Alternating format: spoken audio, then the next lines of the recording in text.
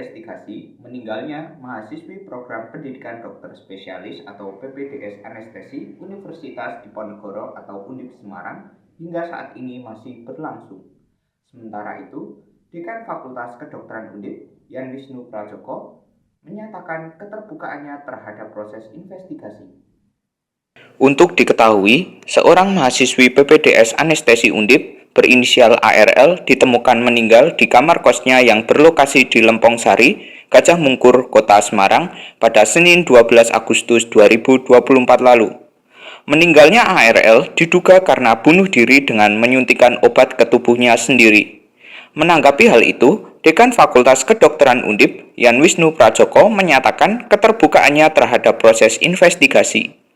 Ia mengatakan investigasi tersebut dilakukan oleh Kementerian Kesehatan dan Polrestabes Semarang.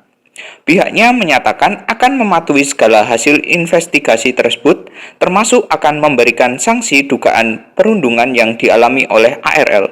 Lebih lanjut, ia menjelaskan beban PPDS Anestesi merupakan profesi yang tergolong berat, seperti di kamar operasi, ICU, dan bangsal-bangsal anak.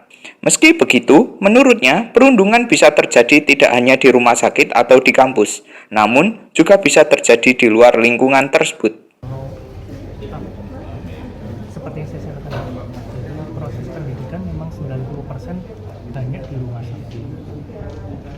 Interaksi di dalam pendidikan lebih banyak 90% di rumah sakit, tapi perundungan itu kan bisa terjadi juga baik di dalam rumah sakit maupun ketika di luar aktivitas pendidikan. Jadi sulit ditentukan, meskipun kehidupan dia lebih banyak di rumah sakit, tapi bisa saja perundungan itu terjadi juga di luar rumah sakit. Tapi apapun kita menunggu hasil investigasi dari Itjen maupun dari kepolisian. Kami terbuka bila Itjen maupun kepolisian menemukan salah dengan bukti yang kuat, maka kami pun akan juga bertindak yang sama, memberikan sanksi yang berat sesuai perundangan yang berlaku.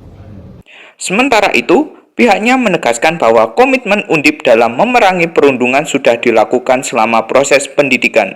Tim hukum Undip mengatakan pihaknya telah membentuk Satgas Penanganan dan Pencegahan Kekerasan Seksual dan Anti Perundungan. Hafifah Nur Hasanah melaporkan dari Kota Semarang, Jawa Tengah.